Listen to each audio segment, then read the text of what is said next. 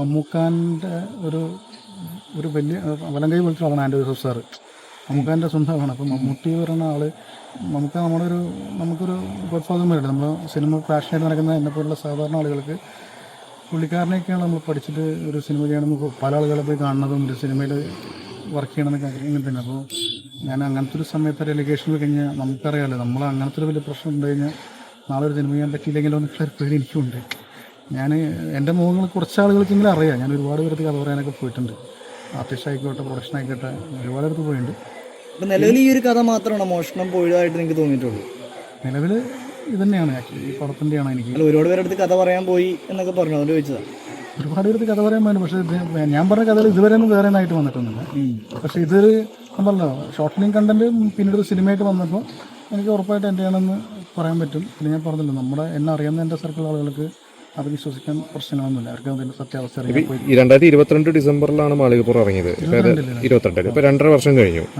ഈ ഒരു സമയത്ത് ഇപ്പോൾ ഉണ്ണിമൂന്തന്റെ പല പ്രശ്നങ്ങളും അറിയാം. ഉണ്ണിമൂന്തൻ തന്നെ പ്രസ് മീറ്റിൽ പറഞ്ഞു ഉണ്ണിമൂന്തൻ പല രീതിയിലുള്ള അറ്റാക്കുകൾ നടന്നുകൊണ്ടിരിക്കുന്നത്. അല്ല, ഞാൻ ചോദിച്ചത്, അപ്പൊ ഈ ഒരു സമയത്ത് ഇങ്ങനെ ഒരു അലിഗേഷൻ ഉണ്ണിമൂന്തനെതിരെ പറയുമ്പോൾ അത് ഈ ഒരു സമയത്ത് പറയുന്നതിൽ എന്തുകൊണ്ട് ഈ ഒരു അജണ്ട ഉണ്ട് എന്ന് ആളുകൾക്ക് തോന്നിയാൽ നിങ്ങൾ കുറ്റപ്പെടുത്താൻ പറ്റില്ല.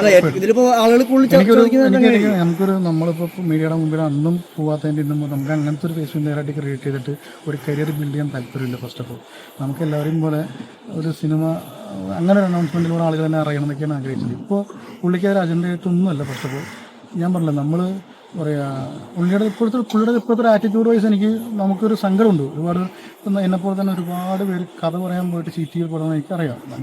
പറയുകയാണെങ്കിൽ ഒരുപാട് പേരുകൾ പറയാൻ പറ്റും, എനിക്കറിയാവുന്ന. പക്ഷേ ഞാൻ പറഞ്ഞല്ലോ, എനിക്കത് മറ്റൊരാൾക്ക് പ്രശ്നമാവരുത്. എനിക്ക് നാളെ സിനിമ ഒരുപാട് പേരുകൾ നിങ്ങളുടെ സുഹൃത്തുക്കളുടെ പേരുകളാണോ വേറെ നടന്മാരുടെ പേരുകളാണോ ഉദ്ദേശിച്ചത്?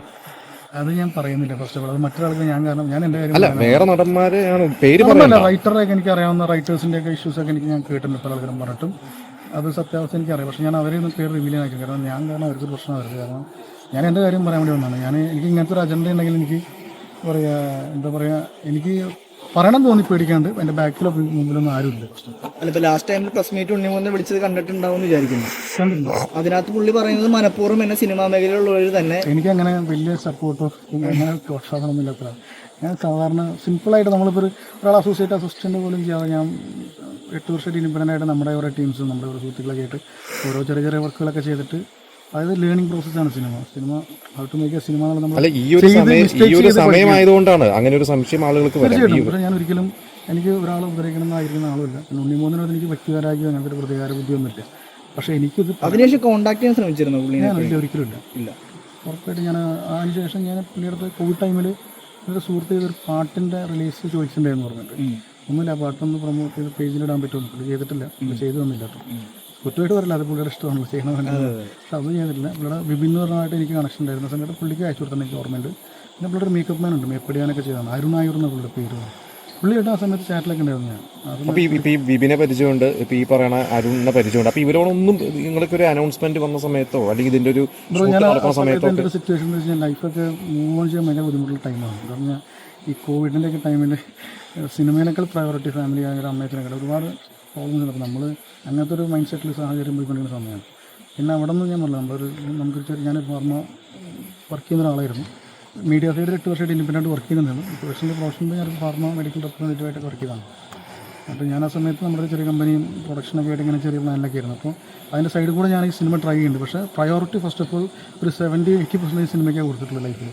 ഞാൻ പറഞ്ഞില്ല, ഒരുപാട് നല്ല നല്ല പ്രൊഡക്ഷനൊക്കെ കഥ പറഞ്ഞിട്ട് ഇപ്പോൾ സാഹചര്യമൊക്കെ നിൽക്കുന്നുണ്ട്. പക്ഷേ അതുപോലെ ഞാൻ പേടിക്കാതെ നിൽക്കണം. കാരണം നമുക്കൊരു പ്രൊഡക്ഷനായിട്ട് സിനിമയൊക്കെ ആഗ്രഹിച്ച് നിൽക്കുന്ന സമയത്ത് ഓക്കെ നിൽക്കണം. എന്നിട്ട് എനിക്കത് പറയാൻ തോന്നാൻ കാരണം എന്ന് വെച്ച് കഴിഞ്ഞാൽ എനിക്കത് പറയണം തോന്നും. ഈ നാളെ സിനിമ കിട്ടിയില്ലെങ്കിൽ ഇപ്പോൾ ആരും തന്നെ നെഗറ്റീവ് പറഞ്ഞാൽ എനിക്ക് വിഷയമല്ല.